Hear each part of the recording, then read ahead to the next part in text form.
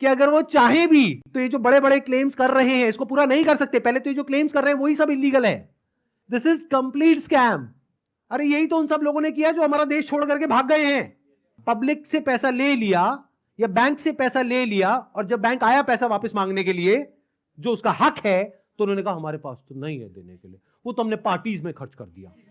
वो मेरी birthday party थी ना, वहां पे डांस करने में बहुत मजा आ रहा है। अब हमें क्या करना चाहिए? क्या बस ऐसे स्कैम होते रहे सोसाइटी में और हम बैठ करके तमाशा देखते रहे? सर हमें एक्शंस लेना चाहिए। फर्स्ट ऑफ ऑल एफआईआर जिनके साथ हुआ है उन्हें एफआईआर फाइल करना चाहिए। लॉ को एक बार देखना चाहिए। नहीं समझ आ रहा है तो जिसको समझ है लॉ की उसके पास जाना चाहिए, उससे समझना चाहिए। एंड पिटिशन नाम की चीज़ होती है, पब्लिक इंटरेस्ट लिटिगेशन, तो वो फाइल करनी चाहिए उनके खिलाफ, जिससे जो ये स्कैम्स हो रहे हैं वो ख़त्म हो। बिकॉज मॉरली ये मतलब गलत है। जिनका पैसा जा रहा है वो डिप्रेशन में जाके गलत कदम भी उठा सकते हैं।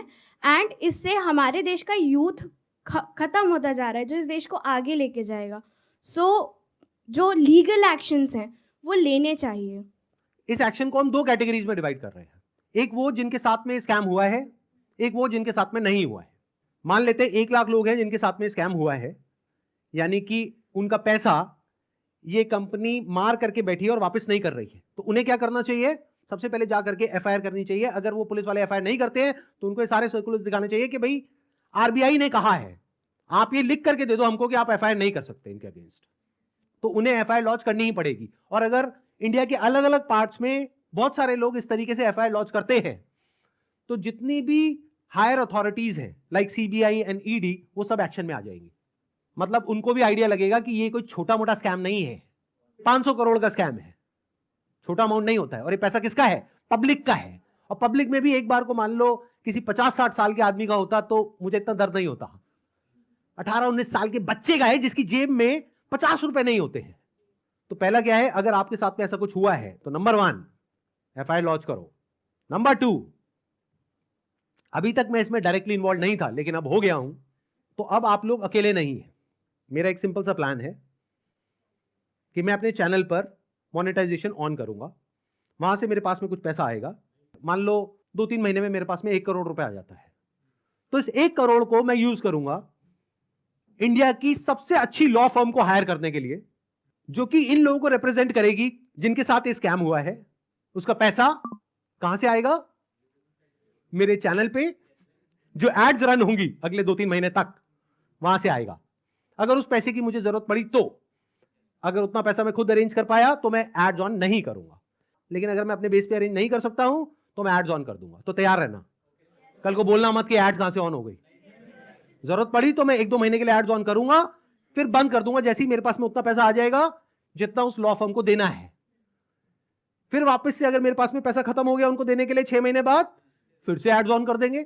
अपने घर की खेती है, क्या दिक्कत है?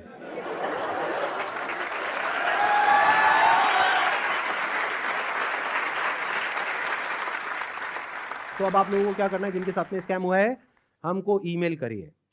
हमारा एक ईमेल आईडी है legal@sandeepmaheshwari.com। और आप लोग क्या कर सकते हैं जिनके साथ में स्कैम हुआ है, आरबीआई का हम एक लिंक यहां पर नीचे डिस्क्रिप्शन में पोस्ट करेंगे। एक तो इन सर्कुलर्स का, प्लस आरबीआई के जितने भी ऑफिसेज हैं अलग अलग स्टेट्स में, वहां पर जो उनके रिप्रेजेंटेटिव्स हैं उनका।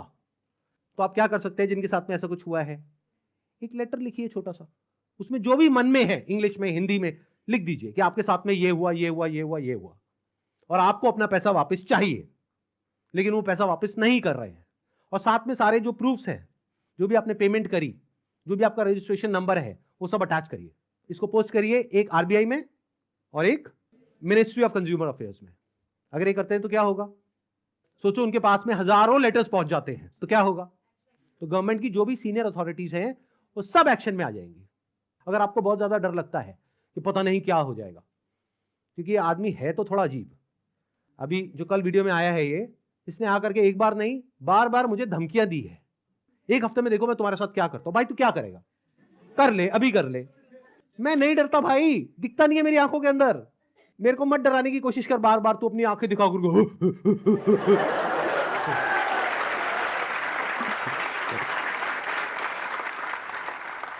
अगर मेरे को एक्चुअल में कुछ हो गया अगले एक हफ्ते में तो सारा शक किस पे जाएगा? है ना? कैसा प्रोफेसर है? थोड़ा तो बुद्धि यूज कर, थोड़ा तो लॉजिक नाम की चीज यूज कर। पब्लिकली आ करके मेरे को धमकाए चले जा रहा है, क्या ये लीगल है? अच्छा, एक चीज ध्यान में रखनी है आप लोगों को जिनके साथ भी ये स्कैम हुआ है, चाहे आप हमको ईमेल कर रहे हैं, चाहे आप कहीं पर भी इस तरह से लेटर भेज रहे हैं या ईमेल्स भेज रहे हैं, जहां भी आप भेज रहे हैं, जो भी प्रूफ है पेमेंट का वो साथ में अटैच करिए और अपनी कॉन्टैक्ट डिटेल्स प्रॉपर तरीके से दीजिए, क्योंकि अगर आप हमको ईमेल कर रहे हैं तो हमारी लीगल टीम आपको कॉन्टैक्ट करेगी आपके फैक्ट्स को वेरीफाई करने के लिए। तो ये हो गया एक कैटेगरी उन लोगों की जिनके साथ में स्कैम हुआ है। अब बात करते हैं बाकी के लोग, जो आप लोग हो। क्या आप जेन्युइनली कुछ करना चाहते हो? कितने हैं जो जेन्युइनली कुछ करना चाहते हैं? तो एक हैशटैग है जिसको बहुत तेजी से हमको स्प्रेड करना है। मतलब कि जब ये वीडियो अपलोड होगी उसी दिन ये हैशटैग हर जगह ट्रेंड करना चाहिए।